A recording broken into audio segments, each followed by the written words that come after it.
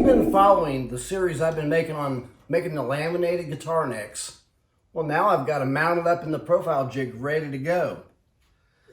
And this jig for guitar, I'm copying this neck right here. And here is the Thunderbird neck. I'll tell you how I centered those up, set it up in here so they'll come out right. I've made 2 previous videos about how you can copy a neck like this in a jig like this. That's exactly how I did this neck. Copied it to make these cams on the end.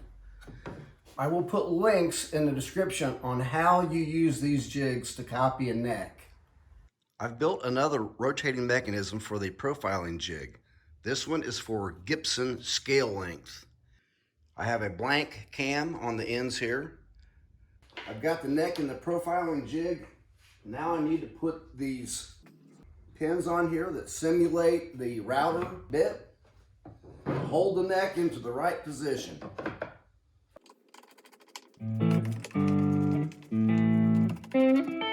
We're ready for pencil lead. Irregardless of whether you have your center lines matched up, you need to measure from side to side once you've got it in the jig. One way you can check the center of the neck is to take your square, pull it over to the edge of the neck, and measure to the edge. I got 2 5/16. Turn it around the other way. 2 5/16. I can do the same on the other end. 1 7/8. 1 7/8. Sharpened in.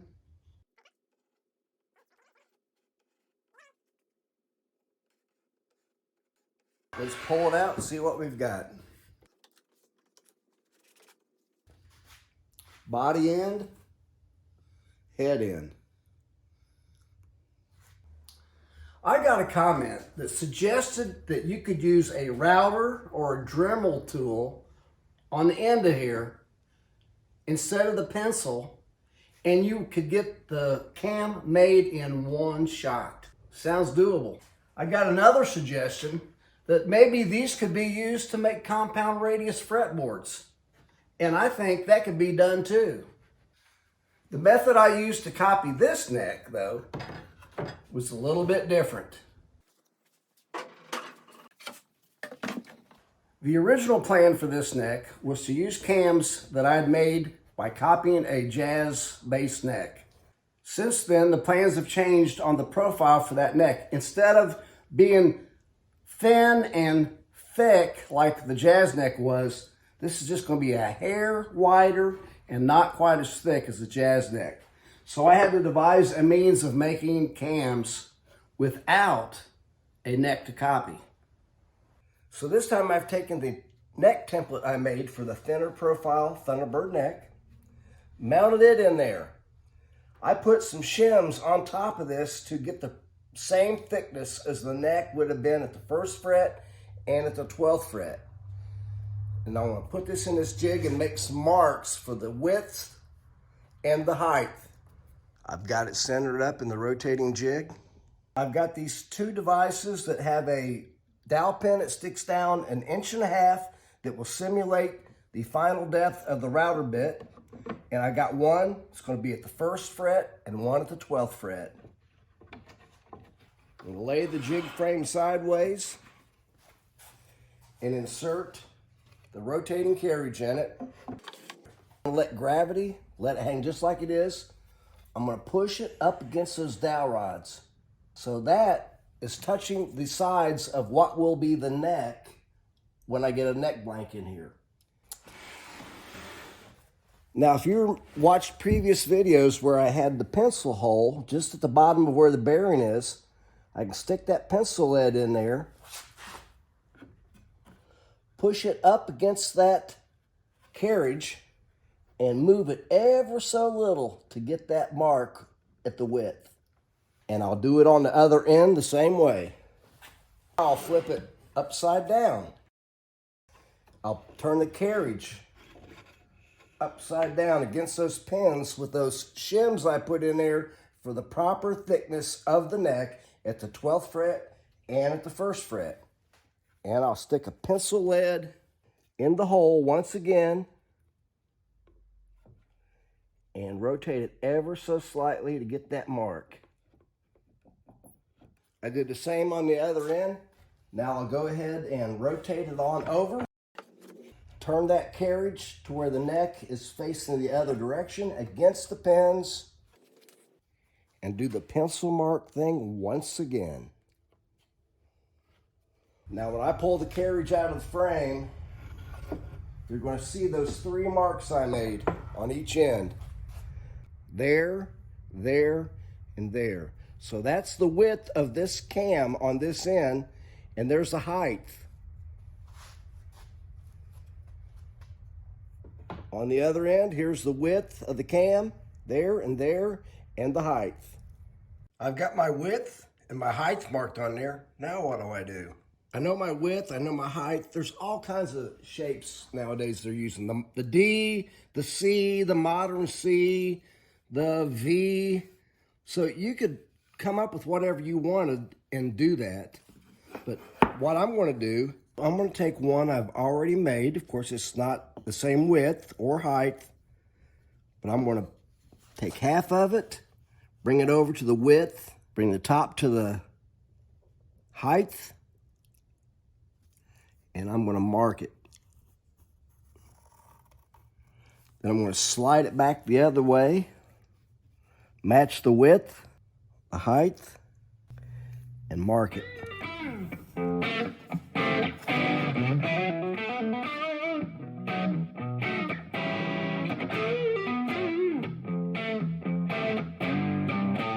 Here's the one I originally came up with for a jazz. Here's the one I'm going to use.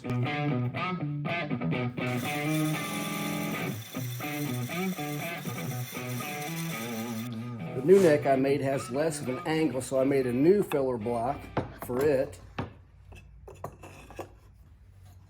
Fasten right in there. With these cams that I've made, how can I be certain that I'm going to get the right depth? So here's how I'm going to see if I'm getting the right thickness of the neck. This is the 12th fret. I've taken measurements. I know I want right at 940 thousandths at the 12th fret. So here's my router base. The router is going to stick down 1.5 inches past this is what I've predetermined. And if I measure down to this base at the 12th fret, 2 7/16. So 2 inches and 7/16 equals 2 inches and 437 thousandths. So if I minus my 1.5 inch router depth, that leaves me 937 thousandths, which is right in the ballpark of what I want to be at the 12th fret. So I'm going to do the same thing up at the 1st fret. 2 9/32. So that equals 2.281 minus 1.5 leaves me 781 thousandths. So to make sure that I'm getting the right width distances, I'm going to mount this up in here and I'll show you how to check it. So I've got this mounted in here and I know it's pretty close to centered, but I don't know for sure. The way I'm going to check that is you turn this sideways. Now this edge should be exactly parallel with this. So I'm right in the vicinity of the 12th fret. I'm going to turn this neck sideways and I'm going to measure to the bottom of the router base, and I got right at 1.5 inches. I'll go to the other side and I got a little more than 1.5 inches. So I know I have to move it this direction just a little bit to center it. I've done a little adjustment, double check.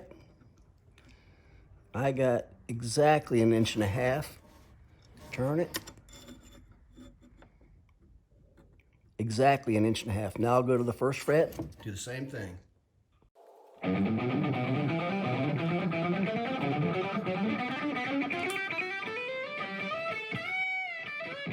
I've I've got it all locked down, and I'm going to double check, and it should be 1.5 inches down to the edge, all along the length of the neck.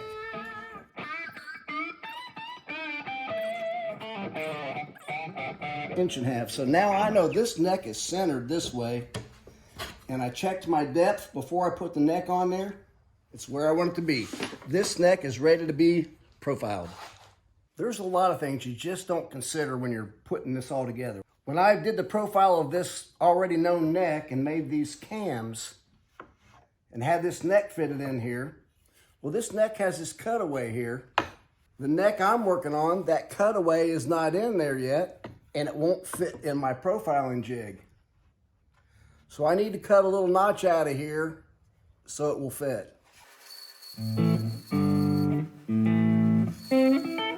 The heel of this neck is different than the fender necks I've been doing. So once again, I'm going to see if I can trace and come up with some kind of ramp that may come close to that.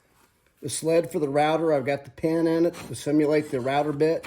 And I'm going to put it on here and have it ride right up the middle. I got a pencil lead taped right here. Let's see what we get going straight up the middle. Okay, there's where we're going to start.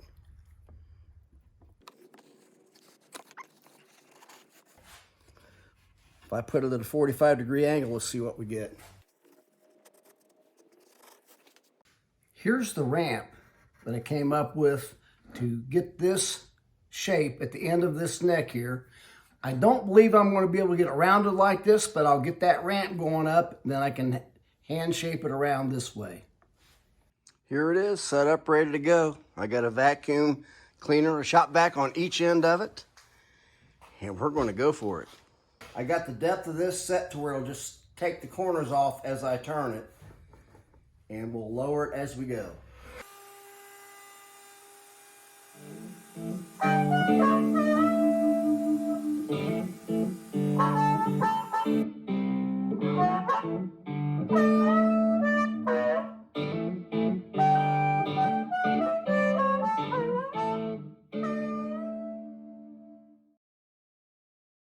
Here's what it's looking like after a couple passes. A little rough, but it's getting there. I had to put on ear protection because these two vacuum cleaners and router get pretty noisy. The router bit is sticking out about 1 7/16. And I'll give it another pass and then another one after that.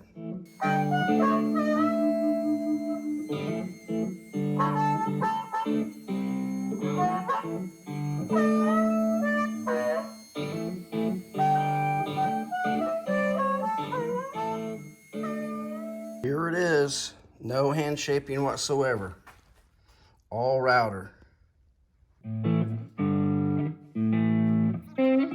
Here's the Explorer neck ready to go. I think I forgot to mention these stops that hit the bearing so that the router bit does not get into the fingerboard.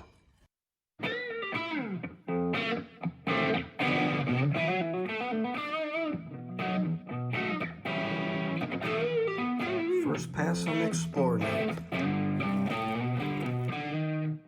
So here's these necks after they came out of the profile jigs compared to the necks that I've copied.